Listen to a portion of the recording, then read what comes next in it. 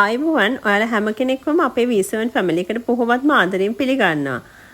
ඉතින් අද වීඩියෝ එකට කලින් ඔයාලා හැම කෙනෙක්ටම බොහොමත්ම ස්තුතියි. මගේ කලින් වීඩියෝ එකට හොඳ ප්‍රතිචාර තිබුණා. ඉතින් ඒ වෙනුවෙන් ලයික් කරපු, කමෙන්ට් කරපු, ඒක නරඹපු සියලුම දෙනාට බොහොමත්ම ස්තුතියි.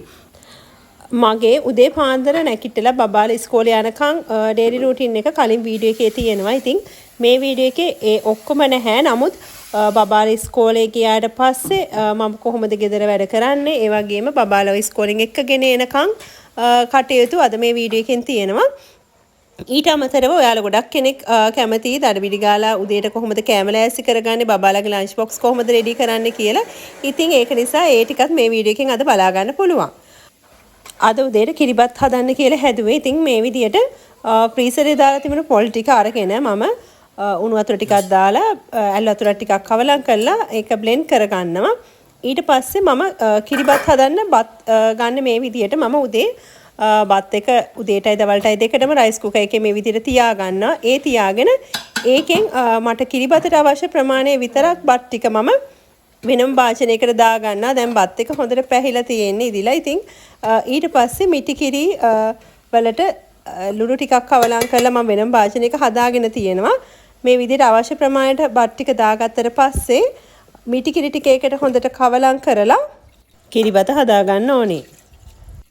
ඉස්සරින් නම් මම බත් එකයි කිරිබත් එකයි දෙකම එකපාර මේ විදිහට තමයි හදාන්නේ. ඉතින් ඇත්තට මේ වගේ කාලෙක විදුලියේ ගෑස් පිරිමහ ගන්න මේක හොඳ ක්‍රමයක්. මේ කඩල පරිප්පු මම කලින් දවසේ රෑ පෙගෙන්න දැම්මා. ඉතින් මම මේ විදිහට ඒක උදේ හොඳට හොදලා අරගෙන ඒකට අවශ්‍ය මිරිස් 3-5 කලමන ද්‍රව්‍ය ටික දාලා මේක අද ටිකක් හින්දලා වගේ හදන්නේ. ඉතින් ඒක නිසා මේකට මම කඩල පරිප්පුවට වැහෙන ප්‍රමාණයට විතරක් කිරි දාලා මේක ප්‍රෙෂර් කුකර් එකේ තියා ගන්න. ඇත්තටම වෙලා යන්නේ විනාඩි 5කින් වගේ හදා ගන්න පුළුවන්. දැන් මම මේ හදන්න යන්නේ මාළු හොද්දක්. මම මේකට ටෙම්පරාදු එහෙම කරන්නේ නැහැ. මම සාමාන්‍ය මාළු හදනකොට ඉතින් මේ විදිහට ගොරකා, ගම්බිරිස්, මිරිස් කුඩු, සුදු ලුණු ඒ අවශ්‍ය ද්‍රව්‍ය ටික දාලා මේ විදිහට ඊට පස්සේ මේකට මාළු කෑලි ටික දා ගන්නවා. දාලා ඒකත් අර විදිහට ලිපේ තියා ගන්න. ඉතින් අද උදේට ඔය දෙකත් එක්ක කලින් දවසක මං හදපු කොස්සට කළු පොල් මාළුවක් තියෙන ෆ්‍රිජ් එකේ. ඉතින් ඒකත් අරගෙන රත් කර ගන්නවා කියලා හිතුවා. ඉතින් දැන් මේ විදිහට කඩල පරිප්පු එකයි මාළු එකයි කිරිබත් එකයි උයා ගන්නවා. දැන් කිරිබත් එක හරි ගිහිලා තියෙන්නේ. ඉතින් මේ විදිහට මම වාචනයක් අරගෙන ඒකට කිරිබත් ටික මෙහෙම දා ගන්නවා. දාලා ඒක අවශ්‍ය ප්‍රමාණයට කෑලි කපා ගන්නවා. මම මේකට මේ විදිහේ ප්ලාස්ටික් හැන්දක් තමයි භාවිතා කරන්නේ. මේක හොඳට තුනී කරගන්න. ඇත්තටම හොඳට තුනී වෙනවා මේ වගේ ප්ලාස්ටික් හැන්දක් පාවිච්චි කරාම. අද අපේ අක්කිට ඩාන්සින් ප්‍රැක්ටිකල් තියෙනවා, සොකරි ඩාන්ස් එක. ඉතින් ඒකේ සින්දුවත් එක්ක ඉතින් ඒක උදේ පොඩ්ඩක් මතක් කරගන්නවා මේ විදිහට සින්දුව දාලා.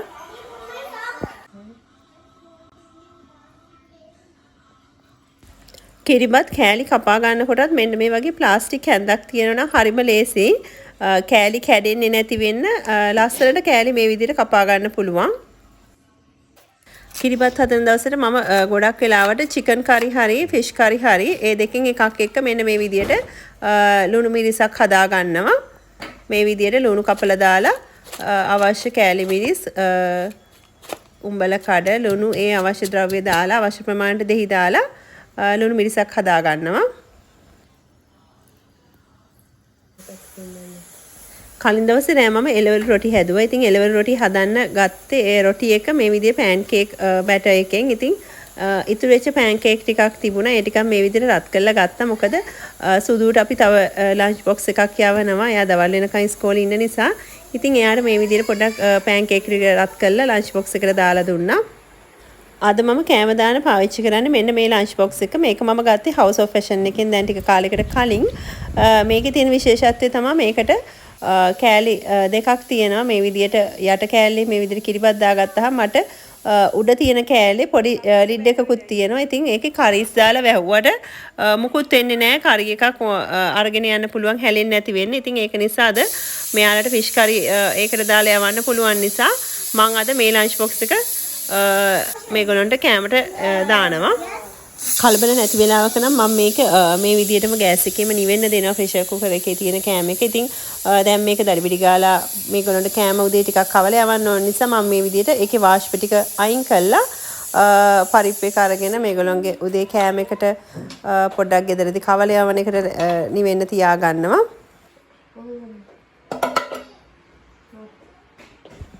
ඔයාලට පේනවා ඇති මට අවශ්‍ය ප්‍රමාණයට මේක හිඳිලා ගානට තැම්බිලා තියෙනවා පරිප්පු එක.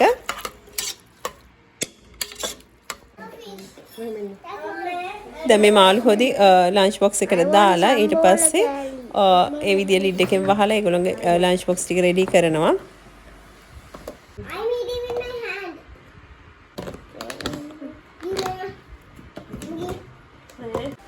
මේ පැන්කේක් දාලා ලෑස්ති කරගත්ත සුදුගේ අනිත් ලන්ච් බොක්ස් එක. ඉතින් බබාලා කලින් දවසේ ස්කූල් බෑග් ලෑස්ති කරගෙන තියෙන්නේ. ඒක නිසා මේ විදිහට අක්කගේ නංගී කොණ්ඩ දෙක දාලා එයාලට උදේට යන්න කලින් ටක් ගාලා බත් කටවල් දෙක තුනක් කොහොම හරි කවලා එයාලව මේ විදිහට පිටත් කරවනවා. ඊට පස්සේ තමයි මගේ වැඩ පටන් ගන්නෙ. පේනවනේ කට්ටිය ගියාට පස්සේ ගෙදර කොහොමද කියලා පොත්පත් පෑන් පැන්සල් ඊට පස්සේ කොණ්ඩේ පීරපු පනා වූල් බෑන්ඩ් ඒ හැම එකම සාලේ ඊට පස්සේ කුස්සිය පැත්ත බැලුවා මේ විදිහට බත් කවපු පිඟාන් ඊට පස්සේ හටි මුට්ටි ඒවා වහන්න උනේත් නැහැ කලබලයටක් ගාලා කවලා පිටත් කරපු නිසා ඒවා සිංක් එකේ හොදන වාජන ඊට පස්සේ පොල් මිරි කපුවා කිරිබත් හදපු වාජනේ හැම එකම තියෙනවා. ඉතින් ගේ පුරා තිබිච්ච වතුර බෝතල් ඔක්කොමත් එකතු කරගෙන මම එනවා. Keno. Good morning. Good morning. ඉතින් අද අයියලා අක්කලා ඉස්කෝලේ යනකොටම වගේ කෙනු නැගිට ගත්තා උදේ. ඉතින් අපේ කෙනු බබා නැගිටින වෙලාවත් එක්ක මගේ ඩේලි රූටින් එක වෙනස් වෙනවා. මෙයා චුට්ටක් වැඩිපුර නිදාගත්තොත් මට උදේ මේ අස් කරන වැඩ ටික ටක් ගාලා ඉවර කරගන්න පුළුවන්. ඉතින් මෙහෙම උදේ පාන්දර කෙනු නැගිට ගත්තොත් ඉතින් එයාගේ වැඩත් කරන ගමන් තමයි ගෙදර වැඩ කරගන්න ඕනේ. එතකොට ඉතින් ටිකක් වැඩ පරක්කු වෙනවා. Good morning. මම ගොඩක් ලිමිට් කරලා තමයි අපේ බබාලට ස්ක්‍රීන් ටයිම් එක දෙන්නේ. ස්ක්‍රීන් ටයිම් එක කියන්නේ ටීවී එක, ෆෝන් එක, ඒ වගේ බලන ටයිම් එක මම ටිකක් විමසිල්ලෙන් ඉඳලා යාලට අවශ්‍ය නම් විතරක් ඒ වෙලාවට දෙනවා. ඉතින් මට දැන් මේ වෙලාවේ මේ වීඩියෝ එක කරන්නත් තියෙනවා, කෙනු බබාට කවන්නත් තියෙනවා, ඒ වගේම ගෑස් කරන්නත් තියෙන නිසා මම මේ විදියට යාට පොඩි වීඩියෝ එකක් දාලා දීලා එයාගේ කෑම එකත් එයාට කන්න බෙදලා දීලා තියෙනවා. ඉතින් මම චුට්ටක් පොඩ්ඩක් කවලා ගියා. ඊට පස්සේ එයා හිමින් සැරේ චුට්ට කවනවා. ඒ අතරේ මම ටක් ගාලා ගෙදර අස් කරන වැඩ ටික කරගත්තා. මොකද ටිකක් තව ටිකකින් සුදු අක්කලා අයියලා එක්කගෙන යන්න තියෙන නිසා. අපේ කෙනු බබා කන අතරේ මම මේ විදිහට සිංක් එකේ තියෙන භාජන වගේම එතන හොදන්න තියෙන සියලුම භාජන ටික අරගෙන මේ විදිහට හොදලා පිරිසිදු කරගන්නවා.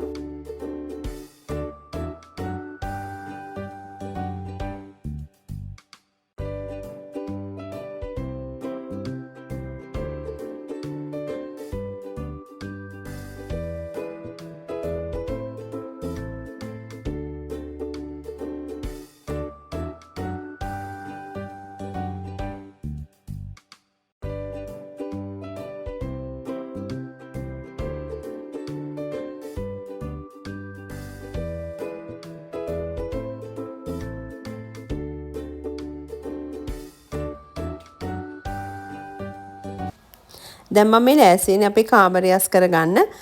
මුලින්ම මේ විදිහට කර්ටන් එක ඇරලා ඒකේ channel ටික අරගන්නවා. ඊට පස්සේ මම බෙඩ් ෂීට්ස් අයින් කරනවා. මොකද කියනවා නම් අපේ බබාලට පොඩි කාලේ පීනස වීසින් තිබුණා. ඉතින් මම ડોක්ටර් පෙන්නන්නේ පුෂ්ප පුංචි හේම මැඩම්ට. මැඩම් මට කියලා තියෙනවා දවස් දෙකෙන් දෙකට බෙඩ් ෂීට්ස් කොට්ටෝර ඒවා අයින් කරන්න. ඊට පස්සේ ගෙදර soft toys වැඩි තියාගන්න එපා කිව්වා. මොකද මෙයාලට ඩස්ට් ඇලර්ජික් එකක් වගේ තියෙන ටක් ගාලා ඒ වගේ ඩස්ට් එකක් ආපු ගමන්ම කිඹුහුන් යන්න වගේ බලනවා. ඉතින් මේ පීනස වීසින් කියන තාත්ත පොඩි කාලෙදිම බබාලට තියෙනවා නම් නිසි ප්‍රතිකාර ගන්න. මොකද ඒක ටිකක් බබා ලොකු වෙනකොට අවුරුදු 7 8 9 10 වගේ වෙනකොට ඒක ඇරිලා යන්න පුළුවන් කියලා ડોක්ටර් කිව්වා. ඉතින් ඒක නිසා හොඳම දේ නිසි ප්‍රතිකාර වලට යොමු වෙන එක.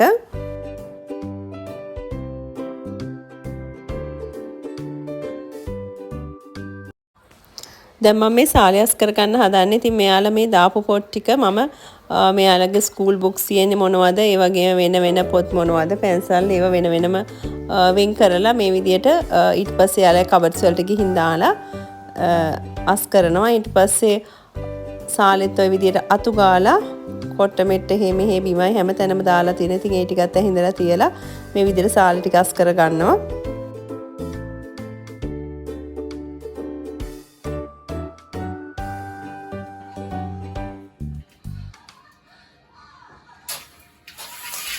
දැන් මම මේ රෙදි ටික හොදන්න දාන ලෑස්ති වෙන්නේ වොෂින් මැෂින් එකට.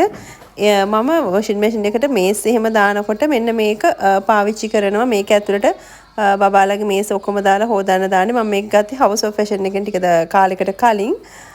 ගොඩක් දවසට මම රෑට වොෂින් මැෂින් එකේ රෙදි එකක් හේදෙන්න දානවා. එතකොට ඒක උදේට වනන්න පුළුවන් නිසා ඇත්තටම ඊයේ මට වැඩ එක ඒක අමතක වුණා. ඉතින් බෙඩ් ෂීට්ස් හොදන්න දාන්න කලින් මේ විදියට එකතු වෙච්ච රෙදි තියෙනවා. ඒ ටික මුලින්ම හොදලා ඉන්නවා. මේස් ටික මේ විදියට මේකට දාලා තමයි හොදගන්නේ. එතකොට මේකේ හොඳට හේදෙනවා. ඊට පස්සේ එහෙ මෙහෙ යන්න නැතුව මට එක තැනකින් මේස් ටික අරගෙන වනන්නත් ලේසි මේකේ තියෙනකොට.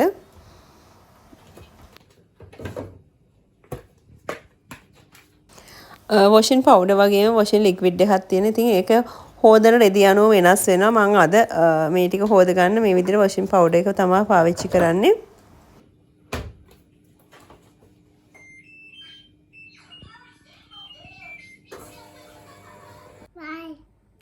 බයි අප නාන්න යනවා. නානා විචබෝ. අපි නාන්න යනවා. නාන්න යනවා. දැන් අපි කෙනු බබව නාවන්න තමයි ලෑස්ති වෙන්නේ. ඉතින් මම මෙයාලා නාවනකොට ෂවර් කැප් එක යූස් කරන්නේ නැහැ. මං ඉස්සර මගේ ට්වින්ස්ලට ෂවර් කැප් එක යූස් කරා. ඇත්තට මේක මට ලොකු පාඩුවක් වුණා. සෑහෙන කාලයක් යනකම් ඒගොල්ලන්ට ඇස් වලට මූණට වතුර වැටෙනකොට ඒගොල්ලෝ ඉස්සර බයයි අඬනවා.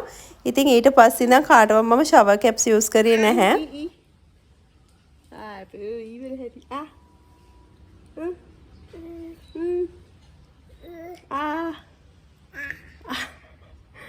What's that?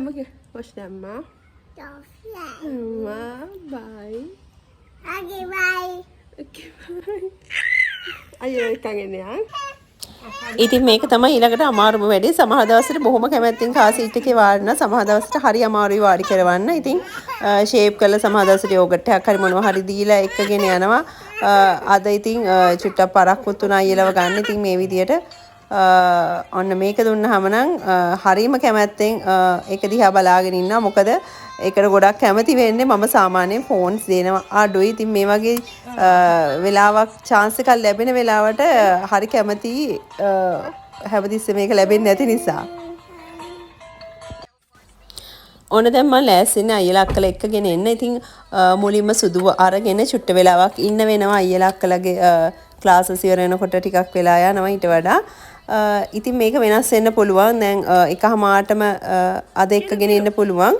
ඒත් මේගොල්ලන්ට චෙස් හරි ගර්ල් ගයිඩ් වගේ තියෙන දවසට ඒව ඉවර වෙනකොට 3:00 4 වගේ වෙනවා. ඉතින් ඒ වගේ දවසට මට තෙල් නැති ප්‍රශ්නයක් ආයි ගෙදර ඇවිල්ලා යන්න වෙලාවක් නැහැ. ඉතින් ඒ වගේ වෙලාවට මම ඉස්කෝලේම ඔතන ඉඳලා කට්ටියටම කවාගෙන එයාලව ඒ අදාළ තැන්වලට යොමු කරලා ඉවර වුණාට පස්සේ හැමම ගෙදර එක්කගෙන එන්නේ. ඉතින් එතකන් කට්ටිය එක මේ විදිහට වාහනේ ඉන්නවා.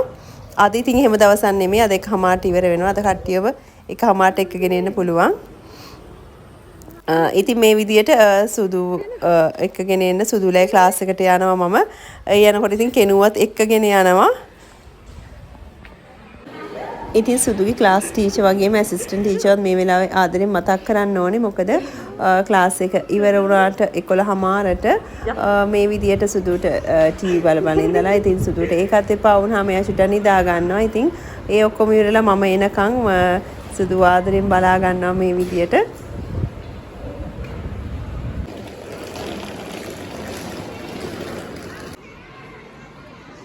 යමුද? let's go. ඉතින් දැන් අයියලා අක්කලගේ ස්කූල් එක ඉවර වෙනකම් මේ දෙන්නත් එක්ක මේ විදියට වාහනට වෙලා ඉන්නවා. බබා එකමාරට දැන් අක්කලා අයියලට ස්කූල් ඉවරයි. ඉතින් ඒක නිසා මේ විදියට කට්ටියම එක්කගෙන දැන් ගෙදර යන්න තමයි ලෑස්ති වෙන්නේ. ගෙදර යෝගට් ඉවරලා තිබුණේ. ඉතින් මෙයාලා දැන් ගෙදර ගියපු ගමන් එක එක ඒවා කන්න හොයනවා. ඉතින් ඒක නිසා මම කොහොමද හිතාගෙන හිටියේ එන ගමන් යෝගට් ගන්න ඕනේ කියලා. කොහොමද ගෙදර අඩුපාඩු තියෙනවා නම් මම මේ විදියට එන ගමන් බලලා අරගෙන එනවා.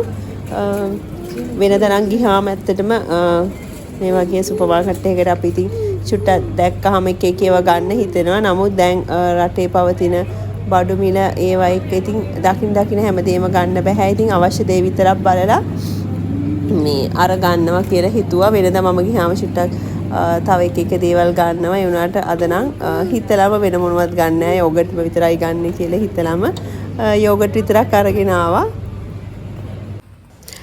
මේ රටේ පවතින පෙට්‍රල් නැති ප්‍රශ්නය ඔයාලා අපි හැමෝටම බොහොම තදින් බලපාලා තියෙනවා. දවස් 3-4 පෙට්‍රල් පෝලිං වල ඉන්නවා තෙල් ගහ ගන්න ගිහිල්ලා. ඉතින් අම්මලා තාත්තලා බලන්න ලොකු මනාවක් තියෙනවා. ඉතින් අම්මලටත් බබාලව දකින්න නැතුව ඉන්නේ. හරි අමාරුවෙන් ඒ වුණාට යන්න බයයි. අතරමඟදී තෙල් ඉවරුනොත් හරි මොකක් හරි ප්‍රශ්නයක් වුණොත් එන්න විදියක් නැති වෙයි කියලා බයට. ඉතින් තවමත් මගේ channel එක subscribe කරලා නැති කෙනෙක් නම් subscribe කරන්න කියලා ආරාධනා කරනවා. ඒ වගේම එතන එහා පැත්තේ තියෙන bell icon එක click කරලා තියාගන්න. එතකොට මම අලුතෙන් වීඩියෝ එකක් දැම්මොත් ඔයාලට ඒකේ notification එක එනවා. ගෙදර ආවට පස්සේ මුලින්ම කරේ අවුව තියෙන වෙලේ රෙදි ටික වේල ගන්න. ඉතින් මේ වෙලාවේ ටක් ගාලා රෙදි ටික අරගෙන මේ විදියට වේල ගන්න කියලා ලෑස්ති වුණේ. ඉතින් කලින් දවසේ හොදන්න දාලා වේලිච්ච රෙදිත් තිබුණ රැක් එකේ. ඉතින් ඒ ටික මුලින්ම අයින් කරලා රැක් ටික අරගෙන රෙදි ටික මැනුවා. ඉතින් බබාලා හවස ගෙදර ආවට පස්සේ යාලා මොකද කරන්නේ? යාලා කොහොමද ස්ටඩීස් කරන්නේ කියන ඊවිනිං රූටින් එක මම වෙන වීඩියෝ එකකින් අරගෙන එන්නම්. ඉතින් අපිත් එක්ක හැමදාම ආදරෙන් එකතු වෙලා ඉන්න ඔයාලා හැමෝම දැන් V7 ෆැමිලි එකේ සමාජිකයෝ වගේ. ඉතින් හරිම ලෙන්ගතුකමින් මාත් එක්ක ආදරෙන් එකතු වෙලා ඉන්නවා. ඉතින් ඒ ලැබෙන ආදරය ආශිර්වාදය අපිට ගොඩාක් වටිනවා. ඉතින් ඒ හැම දෙයකටම ඔයාලා හැමෝටම බොහොමත්ම ස්තුතියි. ඉතින් හැමදාම වගේ හැමෝම ආදරෙන් පරිස්සමින් ඉන්න. ආයෙත් මේ වගේ ඔයාලට වටින වැදගත් වීඩියෝ එකක් අරගෙන එන්නම්. එතකන් හැමෝම පරිස්සමින් ඉන්න.